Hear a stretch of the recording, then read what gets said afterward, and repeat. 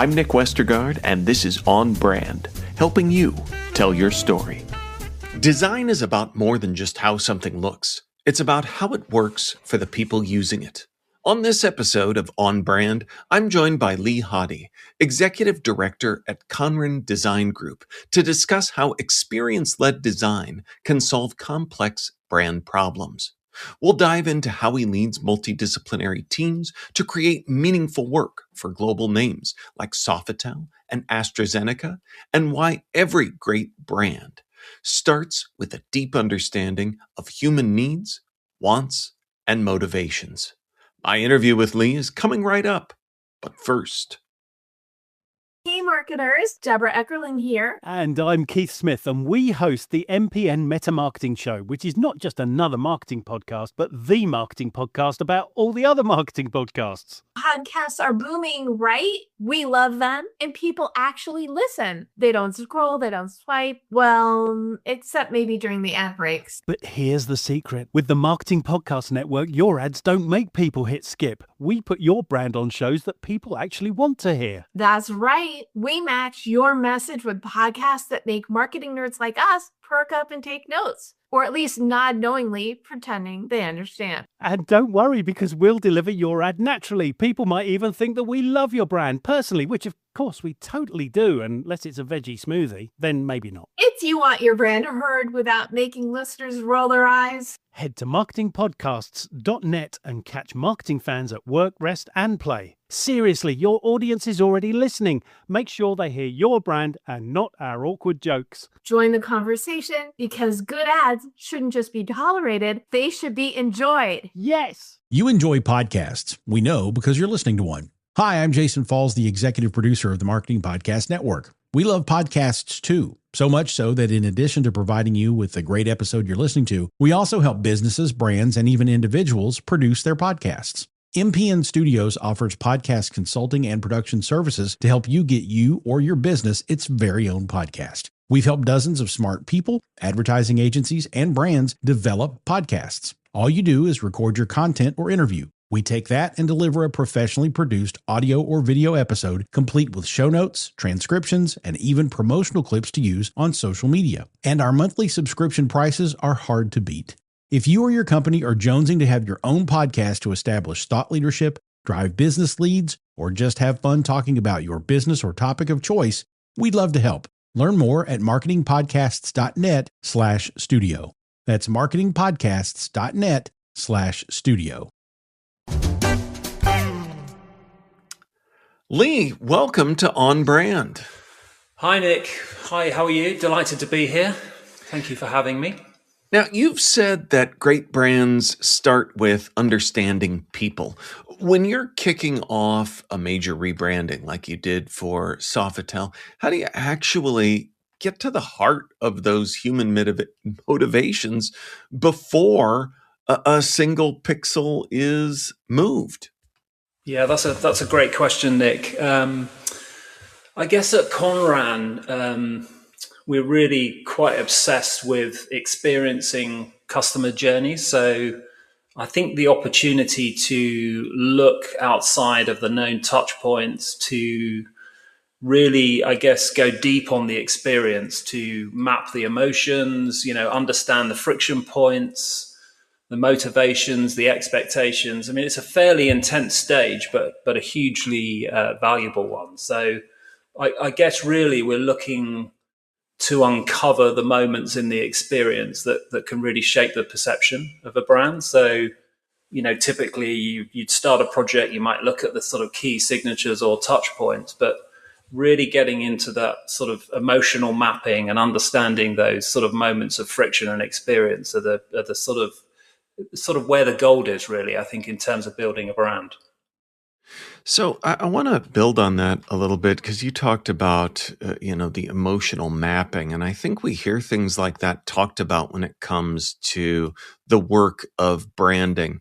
But I think some get a little stumped on what that actually looks like. So and I would imagine it's many different forms, but what are some of the different forms that emotionally mapping a brand can look like? Yeah, absolutely. It's a great question. I mean, I guess in the case of Sofitel, it's millions of sort of micro moments, if you like. So it's finding the sort of rituals, the cultural moments, the sort of touch points that really add to the experience. You know, they're the sort of human motivations, if you like, that really enable you to design with empathy. So, you know, quite often you'll do desk research, you'll understand a brand, you'll interrogate the brief, you'll talk to the client.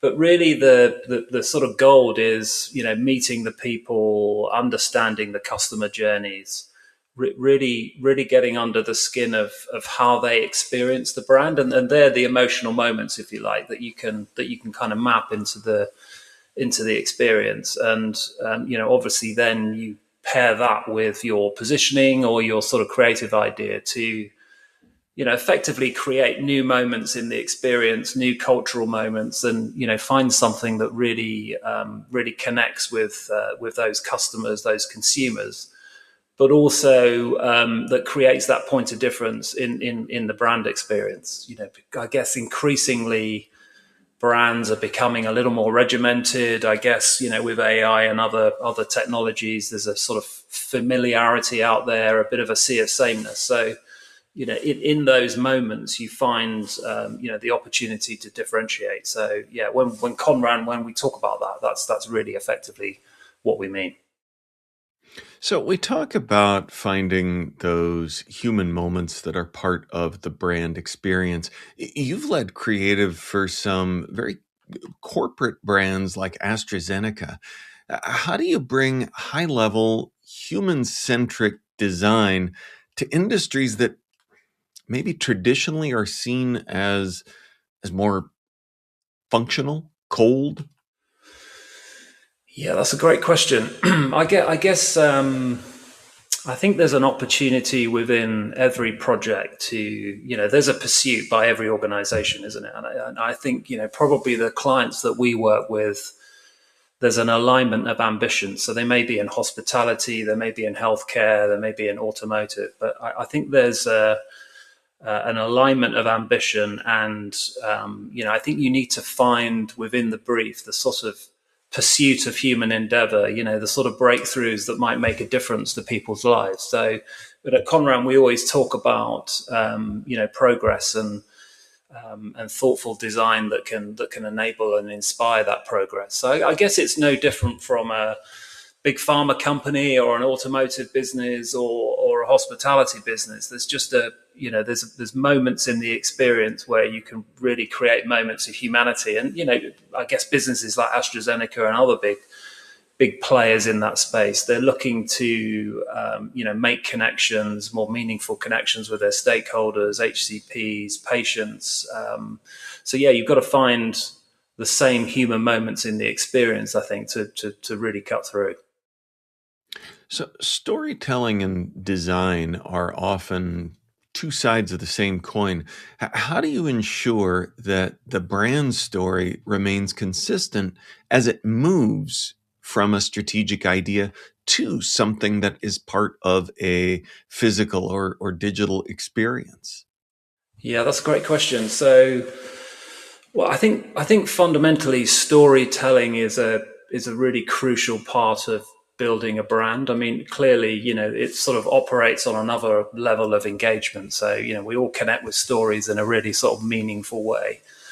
You know, I think they provide that sort of identity and dimension to a brand. So, you know, I think storytelling starts with the ability to uncover a truth about a brand. So, you know, when we meet clients and, you know, we go on that journey together of building a brand, you know, we'll interview a lot of people, we'll meet a lot of people, you know, there'll be sort of boots on the ground to really connect with staff, you know, general managers. And in the case of a hotel brand, you've got to meet a wide range of people. So I think once you understand their stories, it brings together, I guess, a more thoughtful and more meaningful positioning. So the story at the center of that brand is more authentic, true, if you like.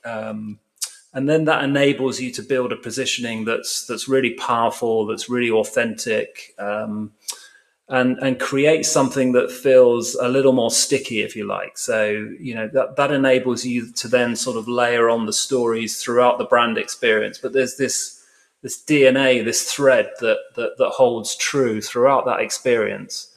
Again, that's built very much on that sort of authenticity of storytelling. So, I think again, back to, whether you're a pharma brand or an automotive brand, stories are the opportunity to sort of build that differentiation, build meaning, I guess, build a bit of understanding and empathy with a brand. So, they can effectively convert that sort of maybe passive interest in a brand into something that's a bit more, a bit more trusted and creating a bit of belief. So, yeah, hugely important stories in building brands.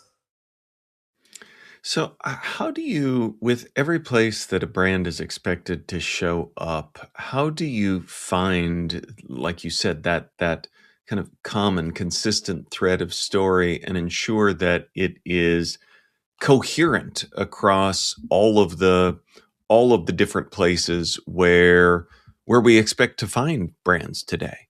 Yeah, I think, the whole sort of story construct, I think, is a great way of looking at a brand, because I think, you have protagonists, players, chapters, a beginning and an end. So I think beyond creating assets, a really clear positioning, so there's a really powerful story at the heart of it. There are components, players in the story, if you like, that are the consistent threads across the brand experience. So no matter whether it's a piece of sort of sonic signature or an app design or a sort of moment in an airport experience, for example, I think the sort of levers of that story that create that sort of originality and authenticity are the same across all of those touch points. So again, I think seeing sort of protagonists and players in the story, so really thinking about it in quite a three-dimensional way when you're building a brand is really crucial. On Brand will be right back after this.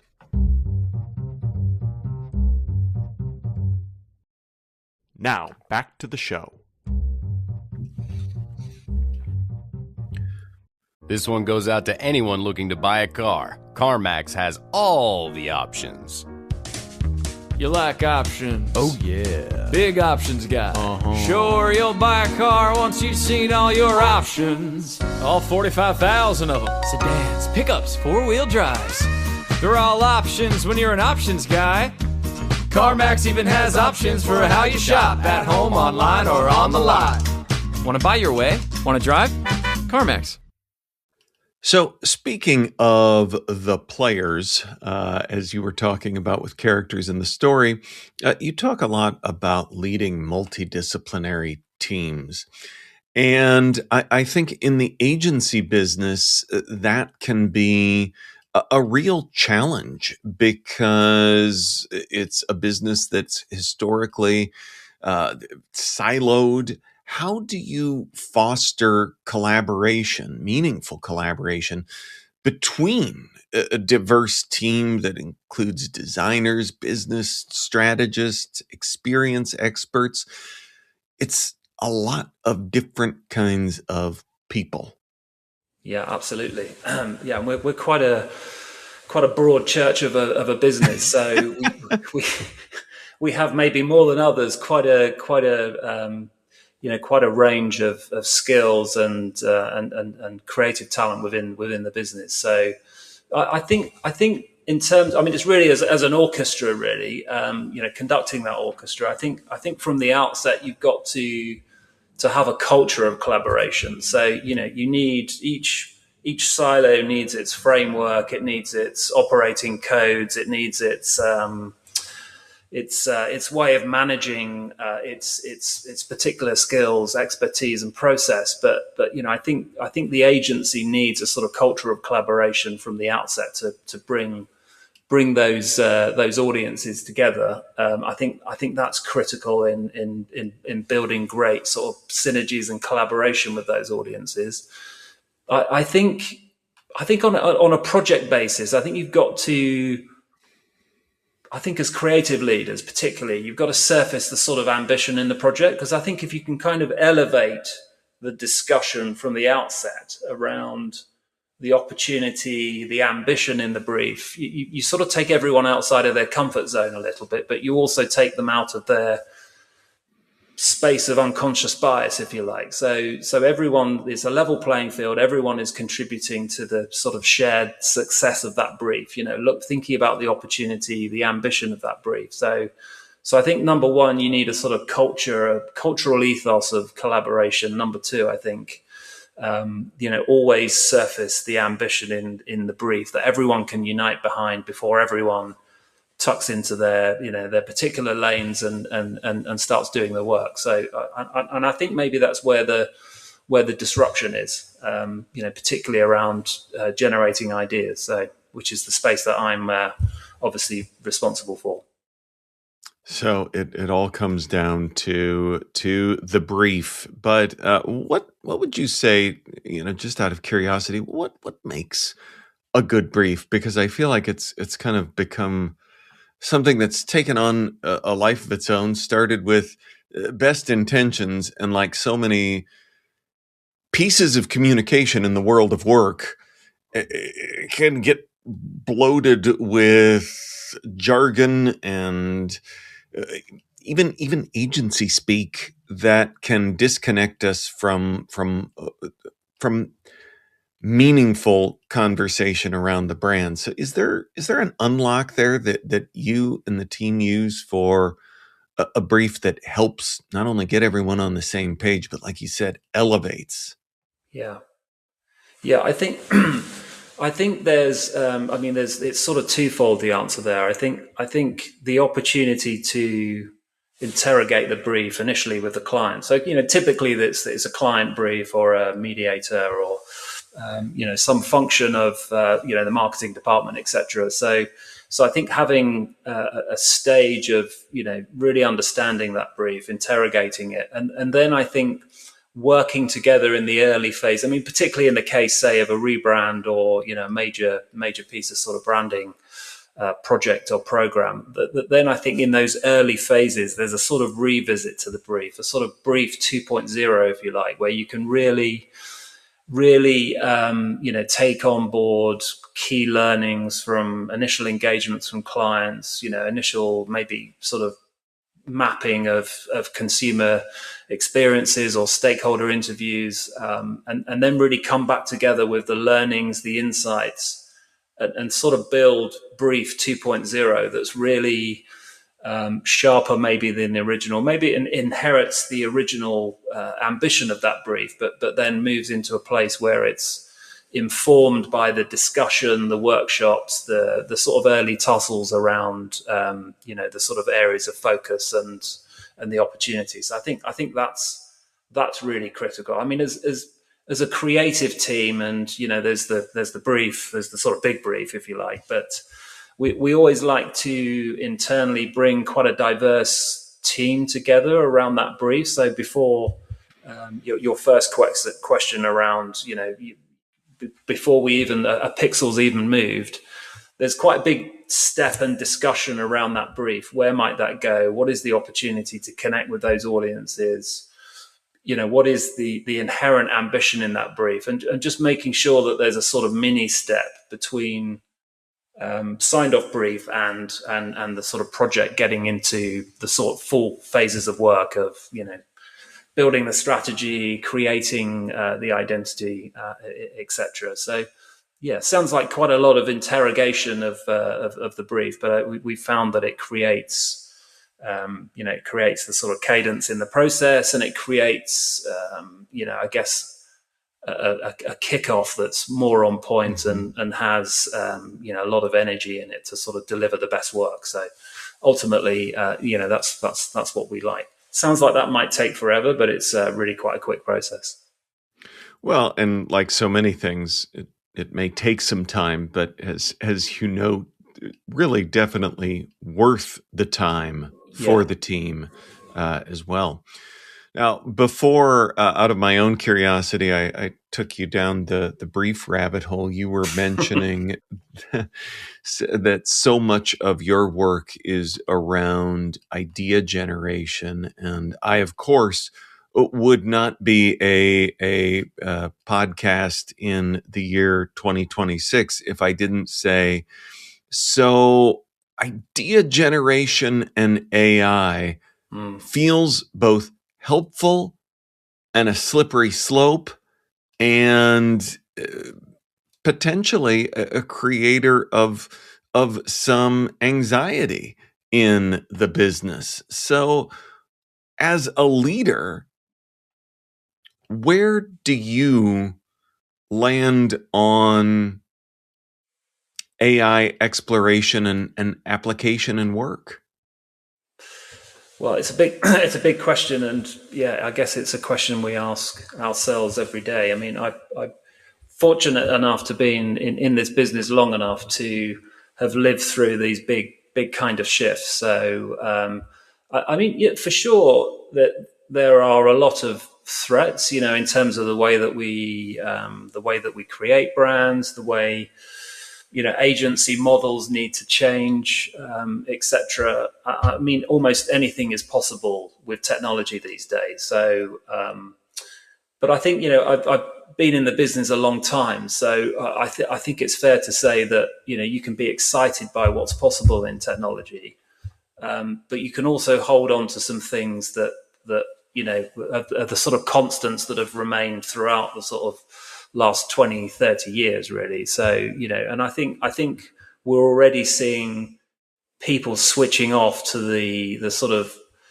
the automation and the sort of sea of sameness that exists. So, I feel very excited about what technology can do, but I also feel very motivated by building brands that feel a little bit more alive and less automated. So, almost that you could see the mind that created them. So I think that's particularly important, because I think consumers are particularly switching on to the sea of sameness that exists. So I think there's a huge opportunity. It's a wide open door, really, isn't it? I think more than ever we need the currency of a good idea. We need a bit of originality to cut through. So I think, if anything, it just puts more pressure on creative people to generate that. But that's also really exciting. So and I'm particularly motivated by what technology can do, but also what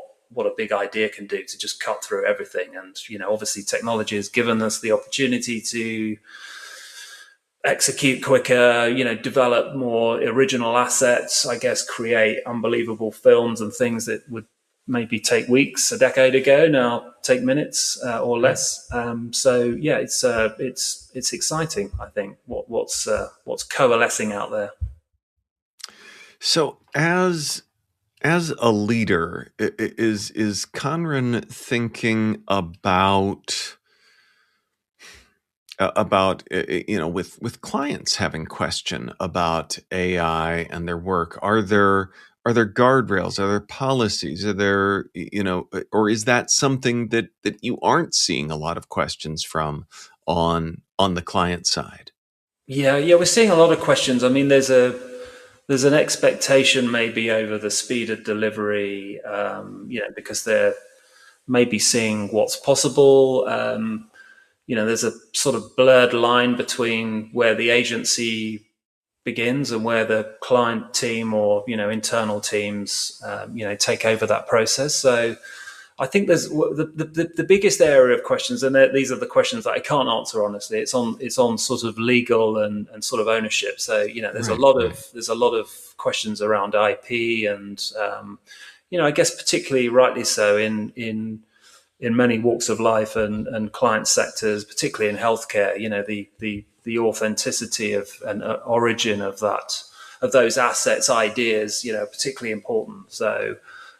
So that's a big question that comes up. I think many clients are seeing Well, they're seeing an opportunity to maybe manage and administer their brands differently. So, what used to be maybe, the brand manager or the chief marketing officer owning the brand toolkit and the sort of the way that that's administered now. Obviously, there are a sort of automation and agentic AI, etc. All of those things are contributing to the way that a brand's delivered at scale, particularly for the sort of big global brands. So I think that there are a lot of questions around the guardianship. How do we make sure that that brand is consistent? Is the right tone of voice when it shows up in an environment. So those are the sorts of questions that come through quite often. But increasingly, what we're seeing is questions around originality and point of difference, because I think already, and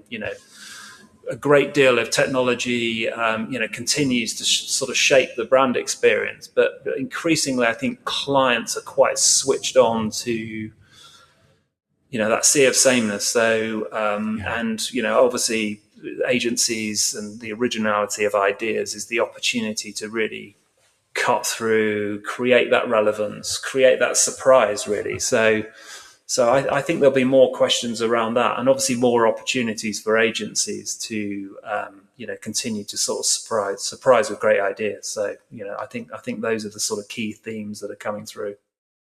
Especially as you talk about the strategy and framing a useful brief that guides the team. I think that kind of thinking is a critical piece of the process. So to lighten up from the at times heavy AI talk, it is now my turn, Lee, to get to ask you for a brand that's made you smile recently. Yes, well, many recently. There were two actually, but I'll share my first. So the first is the latest venture Beyond campaign from Hermes.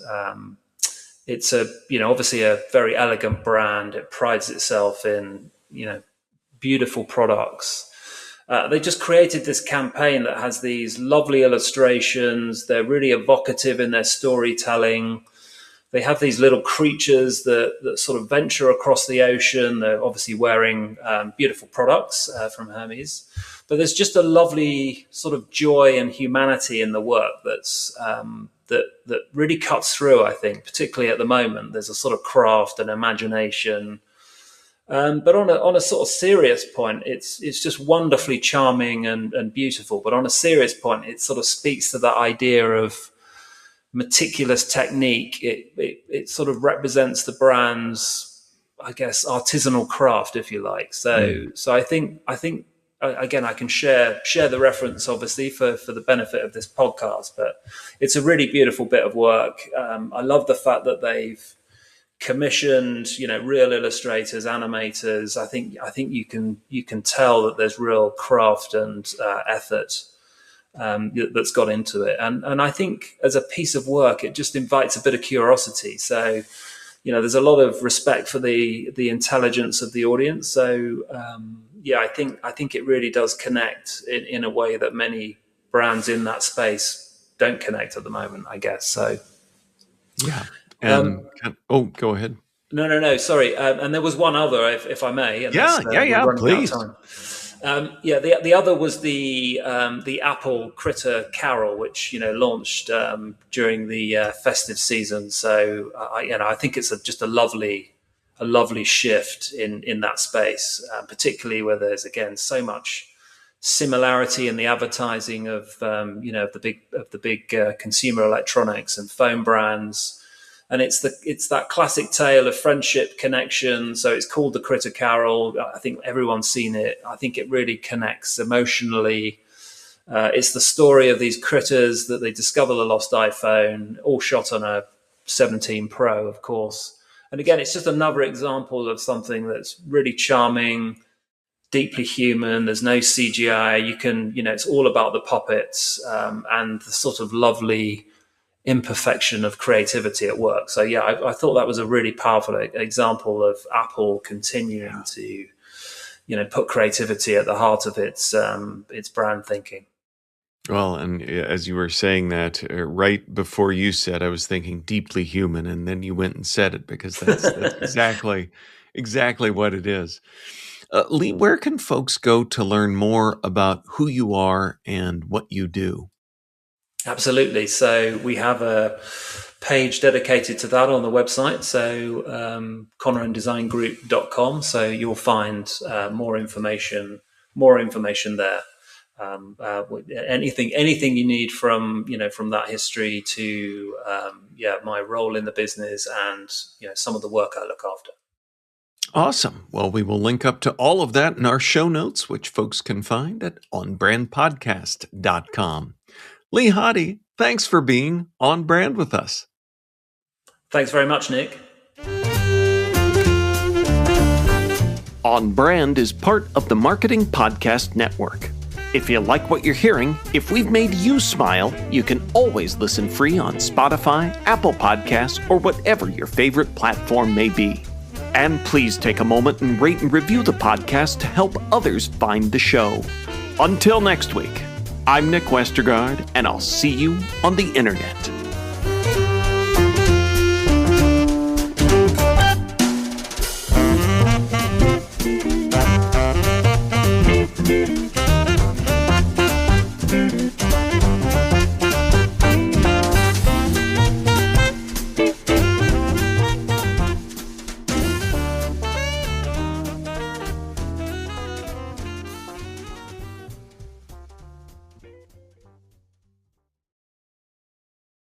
This podcast is heard along the Marketing Podcast Network. For more great marketing podcasts, visit marketingpodcasts.net.